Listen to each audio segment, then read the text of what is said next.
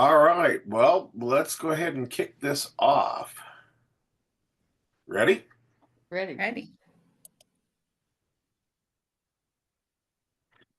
Well, hello. I'm really excited today. We have something new coming up here. Elisa Goggins and Margie Michael are co-founders of Holistic Health.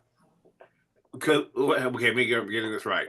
Holistic Healing and Health Foundation. Is that correct? Is that the way That I is get it right? correct. Yes. So you guys, and we're going to be talking today. This is Life's Co-Pilot. We do these things twice a month. It's a kind of an outreach service that Caring Transitions Indy North provides. Okay, just to try to help bring people information about what is available for seniors and their caregivers and stuff all over the place here.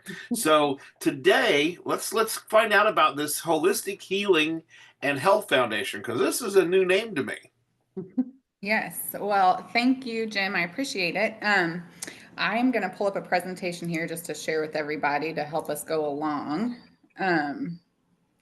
Let's see. Maybe I might do that. It's that little green button at the bottom. I am not ready, Jim. That's fine. Do you see it? I do see it. It is not letting me. 1 second. I apologize here. Entire screen. Okay. There we go. How about now? Are we seeing There you go. There you go. Okay, there we go. So we are the Holistic Healing and Health Foundation. The main thing we want to teach people is love yourself to a happier and healthier place. That was our main focus going into this. And we'll kind of get into the why. So there's a lot of reasons we got into this. For me, just a little background on myself. I was a nurse for about 18, 19 years. And was actually, I would say, at the top of my career as a director of nursing when I kind of got to the burnout point of not being able to go another minute, another day, another hour. It was a hard position to be in. But I kind of call it that God moment where I was tapped on the shoulder and said, you just can't do this anymore. And for me, it was a matter of health. It was a matter of family, and there's other reasons that go into that. But I just found in the career, the longer I stayed in it, the less I was having of my own health, the less I was having time with my family. And as a director of nursing, I was watching my employees suffer the very same thing. And it was a fight every single day. And so finally I said, I can't do this anymore. I've got to make a change. And I walked away from nursing. And in that, connected with Margie, who's my co-founder. Her and I are cousins and have grown up together. And her and I got talking, and it was really like, that big question: do you know anyone who hasn't experienced some sort of trauma in their life, that isn't burnout, that isn't struggling? And we honestly couldn't think of a single person that we know close to us or close to those people that wasn't facing some sort of struggle. And then just as a fact, currently there's approximately 30% of nurses that are wanting to walk away due to burnout, inadequate staffing, and not enough support. So we kind of looked at those things. And Margie, I'll let you talk a little bit about your why and why we kind of went into this, if you want to. Okay. I have been on a holistic journey because unfortunately, I owned a dry cleaner for years, and I was a hairdresser. So I did all the chemicals, and now I'm chemically sensitive. So I ended up having to go the holistic route because I can't take many medications, and I've got some chronic illness, and I do not fit into the Western medicine wheel, so to speak, because I can't take a lot of medications. And so I've really gone the holistic route for years and years. And I've cared for many people myself as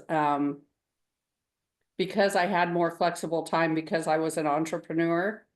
I cared for many people in hospice situations that were friends and family because I had a more flexible schedule. So I've kind of been on both ends of the stick, as we say. I've had a struggle as a patient, and I had a struggle caring for people as well. And Elisa and I really started healing together um, through meditation, and we just found we had a lot of things in common in our beliefs. And and I honestly wanted access to more holistic health options because I am in rural Indiana. So that is the main reason we started the foundation. So go ahead, Elisa. Yeah. So in that we came together, put a group together, a board, and started the foundation, and really tried to come up with our main goals. We wanted to really focus on trauma healing. As a caregiver and as a nurse, trauma is almost something you walk into every day. And I think in the United States, we know there's just a lack of support there in the mental health field, not just for caregivers, but for patients, for everybody. So we wanted to come up with solutions of what else could we bring to the table that would help with these problems that we're facing, and not go away from Western medicine, but more that we could integrate as a team with Western medicine, and what tools we could bring in. So we really wanted to make it accessible and affordable. We would love to partner with other healthcare facilities, healthcare corporations to find a way to help those employees, to help them heal from trauma and burnout. Our end goal is to have a beautiful wellness property and retreat center. And then we also want to contribute to veteran and first responder programs that focus on trauma and healing. Those are kind of all near and dear to our heart, and why we got into it. So one of the ways that we decided that we could give back was doing holistic wellness retreats. So that's where our personal focus is right now. So we've got retreats that are coming up this summer that we're launching. Our goal with the foundation is to offer these retreats at a discounted or low price. And for now, what we're doing, because we can, is we're going to offer a retreat slot to people who can't afford to go that need it. So for each of the retreats we're doing, we're going to sponsor an individual to come to those retreats. Yoga, sound healing, meditation, Reiki, forest bathing. These are some of our favorite holistic healing modalities. And so these will be a lot of the focus during our retreats. And these are some of the benefits. And I chose sound healing and forest bathing because I believe this is something that we can also integrate into our senior population wherever they are. These are the benefits of sound healing and forest bathing. I won't read through all these, but you can see reduces stress and anxiety, enhances relaxation, improves mood, supports trauma recovery, enhances mental and clarity focus. Those are just the mental and emotional health benefits. When you look at physical, it lowers blood pressure and heart rate. It can alleviate pain and tension, provide better sleep, boost immunity, balance nervous system. And these are things that literally are listening to a vibrational frequency music and going out and taking a walk in the forest or putting your feet on the grass. Anybody can benefit from these things. And I think it's not well known. So just to get the information out to people that I think we can have a negative connotation sometimes on holistic healing because we're not familiar with it. Culturally, I think it's something that's starting to grow in the United States, but I hope to educate more people on why. Let's see.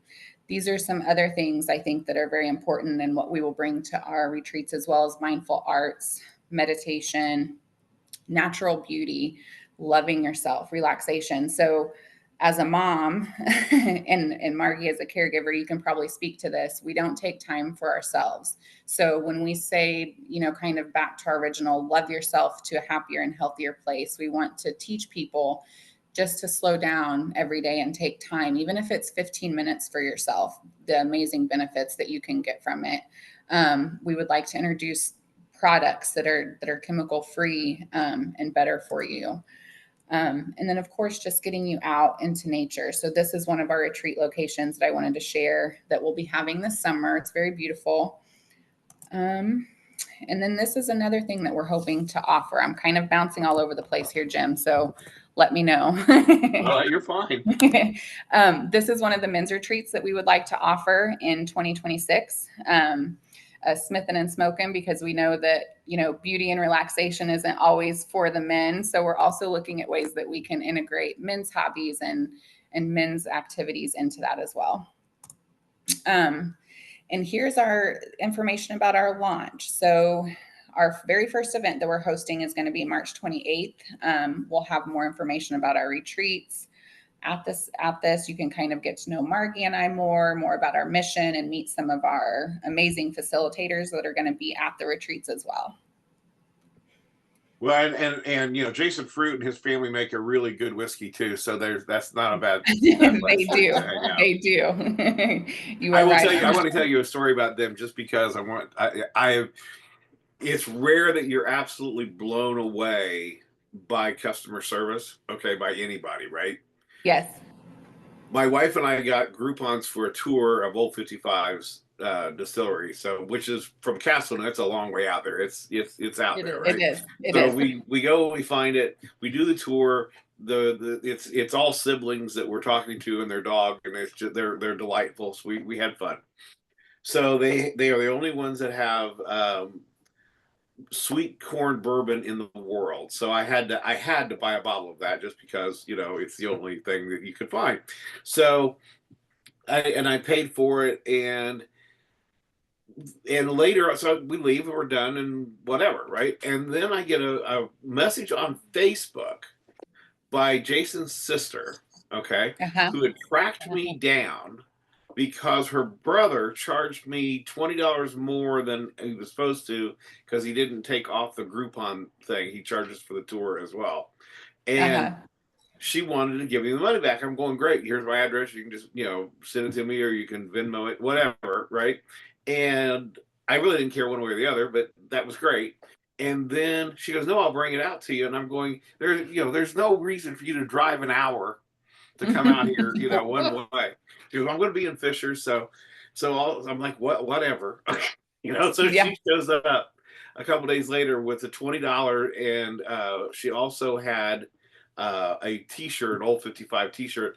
And I have been like a super fan ever since. I mean, how do you argue with that, right? So, but anyway, sorry about getting you off the topic, but it's a little plug for your event. When you talk about that family, though, you're exactly right. The reason we're deciding to do this, I actually grew up with Jason and Ashley and Aaron, that family. We swam together for 100 years. And Jason has been that way his entire life. He is just a good guy and always wanting to do things to give back. So I'm so glad that you said that. Yeah. So it was, like I said, a little plug for your event, so go out there and have some Old 55. So, so now tell me, some of the things you were talking about. So is this more focused on the caregiver or on individuals, or is it all? It can really incorporate everyone, and that's the beauty of holistic wellness. It can focus on the patient, it can focus on the caregiver or the individual.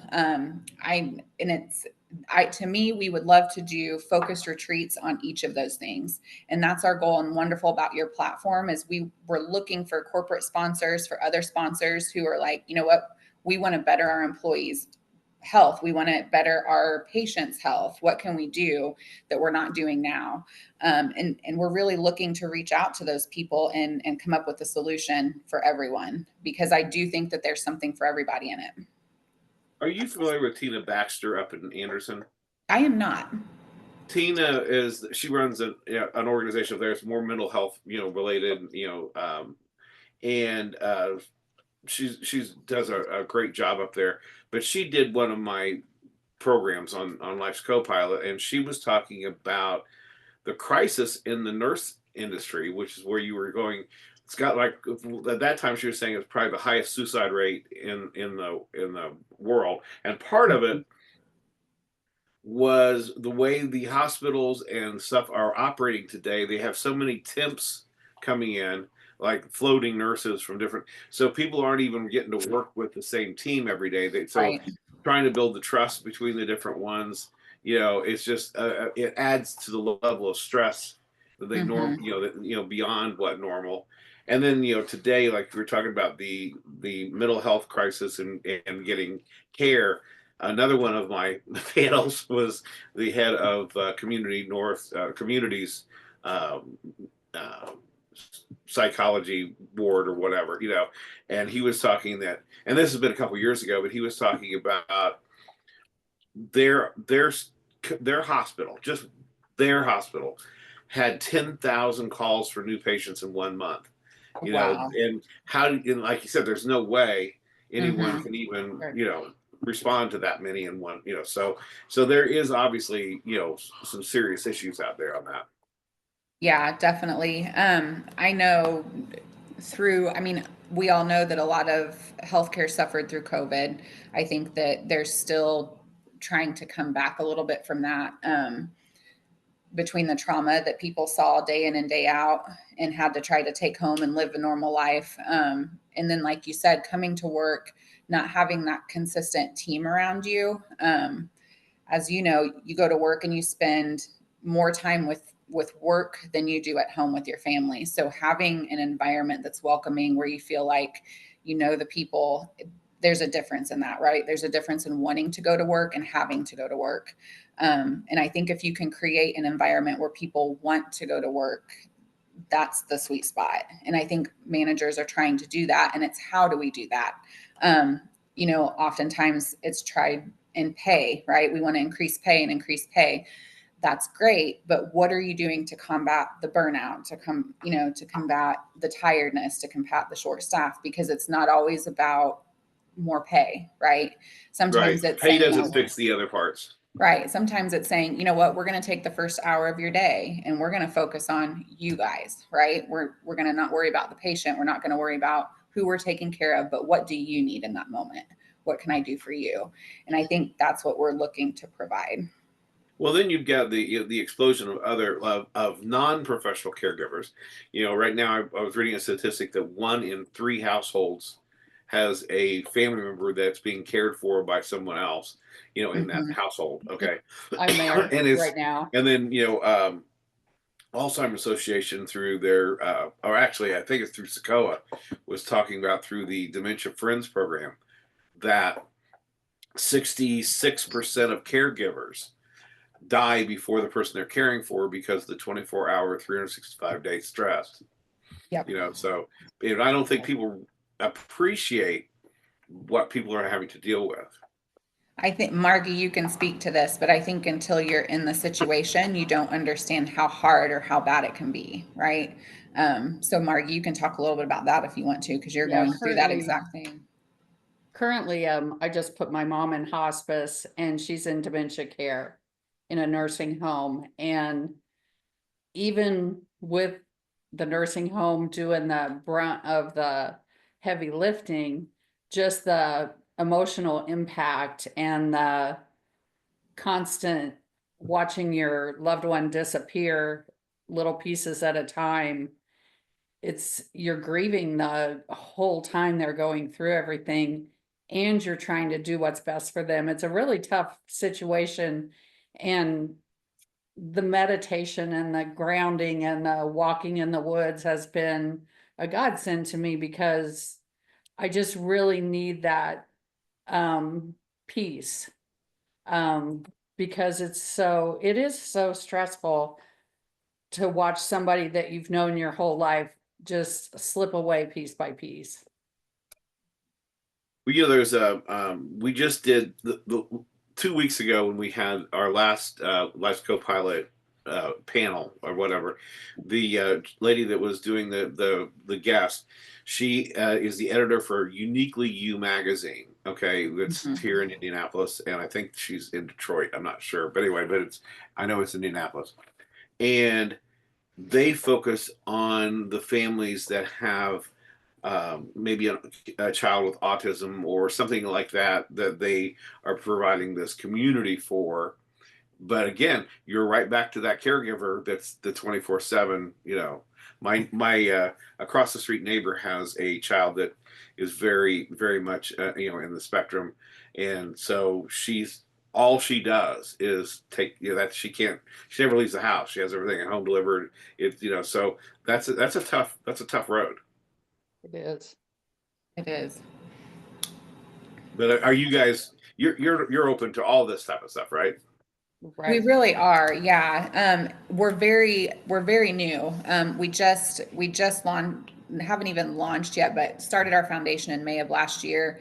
And we're definitely wanting to expand on a lot of these. So if there are people that would like to volunteer, people that would love to speak to us, have programs that are already going that they think they could integrate into some of our ideas, we are more than happy to talk to people, because we would love to have just a hub of wellness information for people. If you could imagine anything holistic, anything wellness at your fingertips, that's what we want to create. And we want to create it affordably so that people can actually participate as well.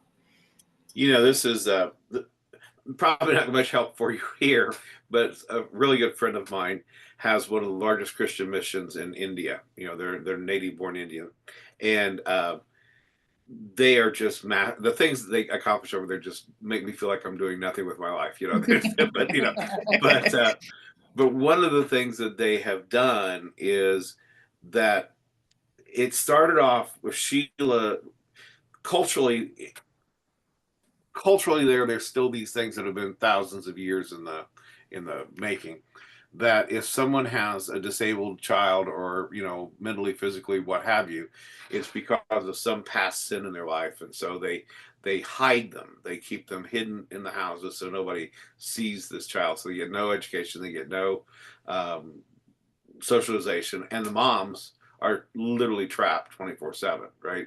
So Sheila knew of a few in her town. Okay, so she created a Mom's Day Out program where they could Awesome. bring them and have this, and then get some other things for that child as well. Turns out it was a lot more than she knew of. So all of a sudden they have 400 kids there Oh, five wow. days a week, Oh, that's and they're doing this, and getting care for them, getting therapy for them, getting but it was like it started off with, she figured there was a handful, and then kind of and quite frankly, David and Sheila, that's pretty much everything they touch does that. It's like, oh my God. yeah. Anyway, so which again, like I said, when their Christmas card comes, I'm like, man, I'm not doing anything. But anyway, so how would people want to get a hold of you? What would you need to? I mean, you say you're not up and running yet. You're getting all your We ducks. are. We Oh, do. Our website, holistichealingandhealth.org, and our contact information is on there. You can also email myself or Margie. Same thing, Aliza at holistichealingandhealth.org. We would love as many people that are interested to come out to our event. We would love to physically meet people, but we're open to conversations in any way that we can. Um, yeah, so any way that they want to, but we do have a contact form on there as well. okay, well, great. So you're already up and you're actually meeting with people now and doing things already as far as Yes. that goes. Yes. Yeah, absolutely. Yeah. And we will launch our retreats hopefully in time for our event this March. We'll be able to have registrations open as well for our summer retreats. Well, as far as the holistic things, this is anecdotal completely, and it's not at all organized. Well, it is, but not for what I'm getting out of it. I became a beekeeper like 3 seasons ago, so I've been dealing with Yes. that. So the only thing I've really changed in my pattern is now after work I go out, and you can measure the health benefits of this, but I go out and hang out with the bees, and I'll just sit there and watch Yep. them come and go and play with them, and maybe smoke a cigar, and have a beverage. Could be iced tea, it could be something else, and I just hang out there. And what's been bizarre is that my blood pressure is lower than it's been since I was in my 20s. Yep. So I don't Very know if it's true. the smell, I don't know if it's the sound, because they hear, they say those are all factors, It but is. So I can tell you too, I have another personal experience like that. So when I was still working as a nurse, my blood pressure was about 210 over 130. I was probably about 20 pounds heavier than I am now. And I have not done I will tell you, I have not, it's not like I went into holistic medicine and I said, I'm going to, change my life. That's hard to do as a mom with 2 young kids, but just integrating, being out in nature, being more mindful about the things I'm putting in my body and taking time for myself daily. I am, blood pressure is fabulous. I'm off my ADHD medication that I've been on for 100 years, and just more quality sleep. I am a better, more present mother, happier. And I contribute that to just those little changes. Yeah. Well, Yeah. ladies, it's been fun having you guys on here, and I'll put your contact information on there and your website on the thing. But yeah, so I'm very excited about having you. I'm excited about what's going on. I don't know if I'll be able to make it all the way out there to wherever the heck that.